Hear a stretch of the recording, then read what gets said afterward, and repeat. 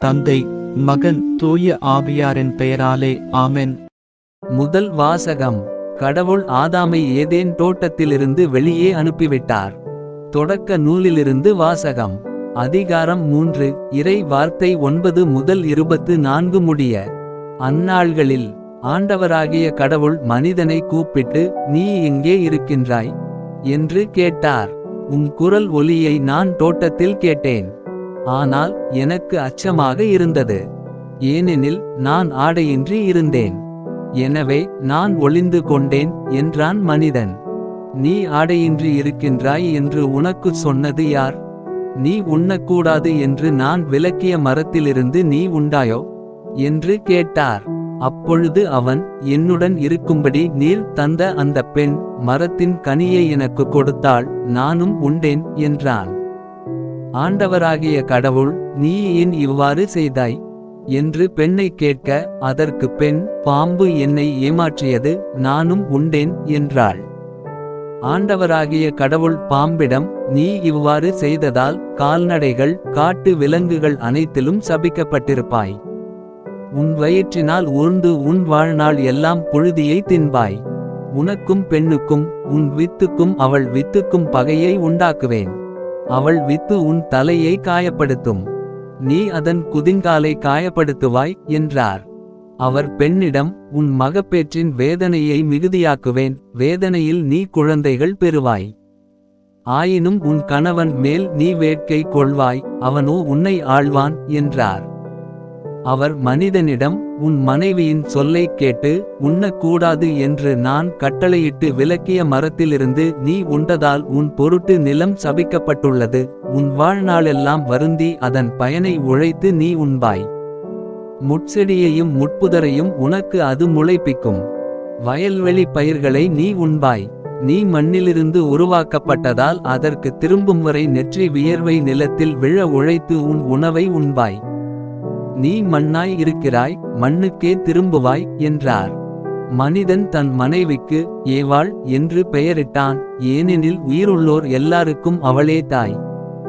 ஆண்டவராகிய கடவுள் மனிதனுக்கும் அவன் மனைவிக்கும் தோல் ஆடைகள் செய்து அவர்கள் அணியச் செய்தார். பின்பு ஆண்டவராகிய கடவுள், மனிதன் இப்பொழுது நம்முள் ஒருவர் போல் நன்மை தீமை அறிந்தவன் ஆகிவிட்டான்.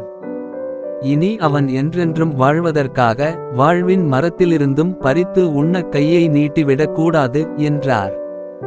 எனவே ஆண்டவராகிய கடவுள் அவன் உருவாக்கப்பட்ட அதே மண்ணை பண்படுத்த அவனை ஏதேன் தோட்டத்திலிருந்து வெளியே அனுப்பிவிட்டார். இவ்வாறாக அவர் மனிதனை வெளியே துரத்திவிட்டார். ஏதேன் தோட்டத்திற்கு கிழக்கே வாழ்வின் மரத்திற்கு செல்லும் வழியை காப்பதற்கு கெருபுகளையும் சுற்றிச் சுழலும் சுடரொளி வாளையும் வைத்தார். இது ஆண்டவரின் அருள்வாக்கு. பதிலுரை பாடல். பல்லவி. என் தலைவரே, தலைமுறைதோறும் நீரே எங்கள் புகலிடம். மலைகள் தோன்று முன்பே, நிலத்தையும் உலகையும் நீர் உருவாக்கும் முன்பே, ஊழி ஊழி காலமாய் உள்ள இறைவன் நீரே. பல்லவி. என் தலைவரே, தலைமுறைதோறும் நீரே எங்கள் புகலிடம். மனிதரை புழுதிக்கு திரும்பிடச் செய்கின்றீர், மானிடரே மீண்டும் புழுதியாகுங்கள் என்கின்றீர். ஏனெனில் 1000 ஆண்டுகள் பார்வையில் கடந்து போன நேற்றைய நாள் போலவும் இரவின் ஒரு சாமம் போலவும் உள்ளன. பல்லவி. என் தலைவரே, தலைமுறைதோறும் நீரே எங்கள் புகலிடம். வெள்ளமென மானிடரை வாரிக்கொண்டு செல்கின்றீர், அவர்கள் வைகரையில் முளைத்தெழும் புல்லுக்கு ஒப்பாவர். அது காலையில் தளிர்த்து பூத்து குலுங்கும், மாலையில் வாடி காய்ந்து போகும். பல்லவி. என் தலைவரே, தலைமுறைதோறும் நீரே எங்கள் புகலிடம். எங்கள் வாழ்நாள்களை கணிக்க எங்களுக்கு கற்பியும், அப்பொழுது ஞானமிகு உள்ளத்தை பெற்றிடுவோம். ஆண்டவரே, திரும்பி வாரும், எத்துணை காலம் இந்நிலை? ஊழியருக்கு இரக்கம் காட்டும். பல்லவி. என் தலைவரே, தலைமுறைதோறும் நீரே எங்கள் புகலிடம். நற்செய்திக்கு முன் வாழ்த்தொலி. அல்லேலுயா, அல்லேலுயா. மனிதர் அப்பத்தினால் மட்டுமல்ல, மாறாக கடவுளின் வாய்ச்சொல் ஒவ்வொன்றாலும் வாழ்வர். அல்லேலுயா.